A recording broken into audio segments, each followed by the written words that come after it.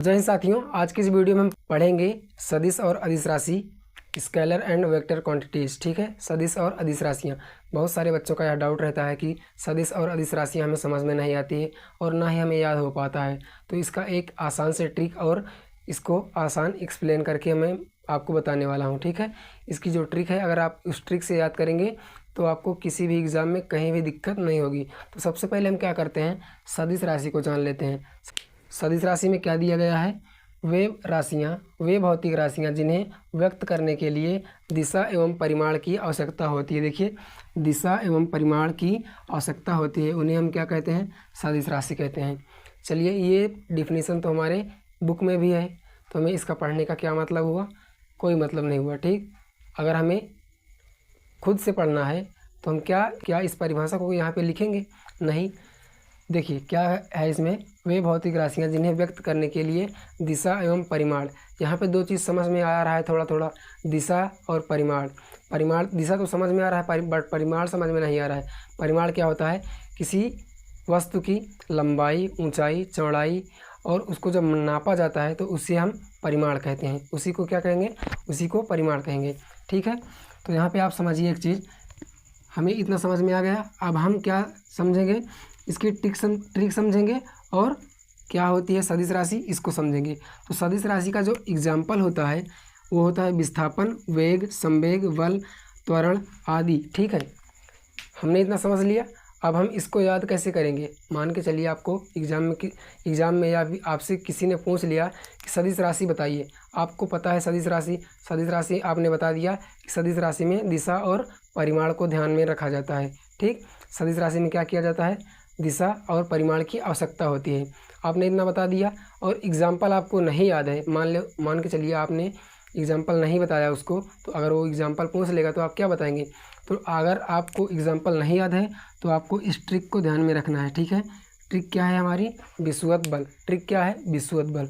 क्या ट्रिक है, विषुवत बल। देखिए, वी से क्या हो जाएगा, वी से हो जाएगा विस्थापन, और वा से क्या हो जाएगा, वा से हो जाएगा वेग, और ता से क्या हो जाएगा, यहाँ पे क्या हो जाएगा, ता से त्वरण हो जाएगा। क्या हो जाएगा, ता से क्या हो जाएगा, त्वरण हो जाएगा। ठीक, ता से त्वरण हो जाएगा, और बल यहाँ पर खुद ही विराजमान है। देखिए, बल यहाँ पर खुद विराजमान है, तो हमें पता चल गया ट्रिक। वा से ये जो विषुवत लिखा हुआ है, वी से क्या हो जाएगा इसमें विस्थापन, और वा से क्या हो जाएगा वेग, और ता से क्या हो जाएगा त्वरण हो जाएगा। बल यहाँ पर स्वयं विराजमान है। तो आपको इतना अच्छे से समझ में आ गया होगा, इसमें कोई भी आपको डाउट नहीं होगा। चल, उसके बाद देखिए अदिश राशि। अदिश राशि क्या है, अदिश राशि स्केलर क्वांटिटीज़। अदिश राशि स्केलर क्वांटिटीज़। और उसके बाद सदिश राशि क्या है, वेक्टर क्वांटिटीज़। ठीक है, इंग्लिश में से वेक्टर और इसे स्केलर। ठीक है, इतना क्लियर समझ में आ गया। इसकी परिभाषा क्या है, इसकी परिभाषा सिर्फ इतनी है कि इसमें केवल परिमाण की आवश्यकता होती है। क्या, केवल परिमाण की आवश्यकता होती है। इसमें दिशा निर्धारित इसमें नहीं होता है, क्योंकि यह जोड़ के त्रिभुज का नियम का पालन नहीं करता है। कौन, अदिश राशि। अदिश राशि जोड़ के त्रिभुज का जो नियम होता है उसका पालन नहीं करती है। देखिए, अब इसको हम समझते हैं, इसकी परिभाषा समझते हैं। देखिए, वे भौतिक राशियाँ जिन्हें व्यक्त करने के लिए केवल परिमाण की आवश्यकता होती है, उन्हें हम अदिश राशि कहते हैं। क्या कहेंगे, अदिश राशि। इसमें क्या ध्यान में रखना है, केवल परिमाण को ध्यान में रखना है। देखिए एग्जाम्पल यहाँ पे समझिए, चाल होगा, दूरी, शक्ति, ऊर्जा, लंबाई। ठीक है, इतना हमारा क्या हो गया, सब ये सब जितना है क्या हो जाएगा, अदिश राशि हो जाएगा। क्या हो जाएगा, अदिश राशि। चाल, दूरी, शक्ति, ऊर्जा, लंबाई, ये सब क्या होगा, अदिश राशि हो जाएगा। ठीक, अब इसको कैसे याद रखेंगे, इसको याद रखने के लिए हमने ट्रिक एक लाया है। देखिए, काश ददुआ संग चलता। क्या है, काश ददुआ संग चलता। तो यहाँ पे अगर हम देखेंगे, का से अगर देख लेंगे तो क्या हो जाएगा, कार्य हो जाएगा। क्या हो जाएगा, का से देखेंगे तो कार्य हो जाएगा। स से क्या हो जाएगा, शक्ति हो जाएगा। द से क्या हो जाएगा, द्रव्यमान हो जाएगा या दाब हो जाएगा। और दू से क्या हो जाएगा, दूरी हो जाएगा। आ से क्या हो जाएगा, आयतन हो जाएगा। स से क्या हो जाएगा, समय हो जाएगा। और ग से क्या हो जाएगा, देखिए ग से क्या हो जाएगा, गतिज ऊर्जा या फिर स्थितिज ऊर्जा।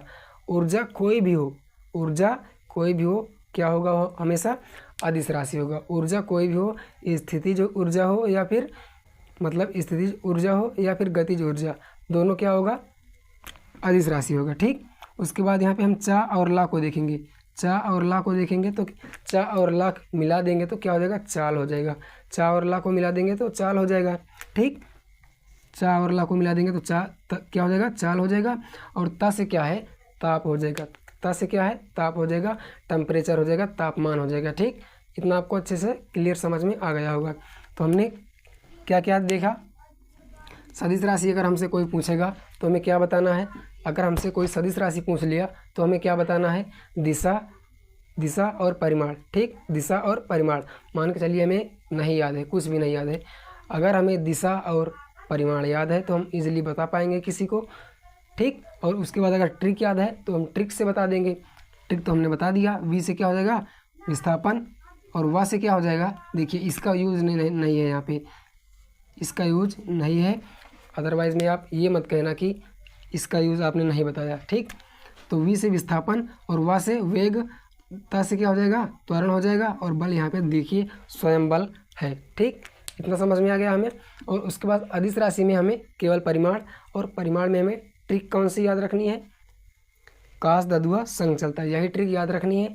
आई होप कि आपको अच्छे से समझ में आ गया होगा। चलिए आज के लिए इतना ही, फिर मिलेंगे नेक्स्ट वीडियो में। जय हिंद।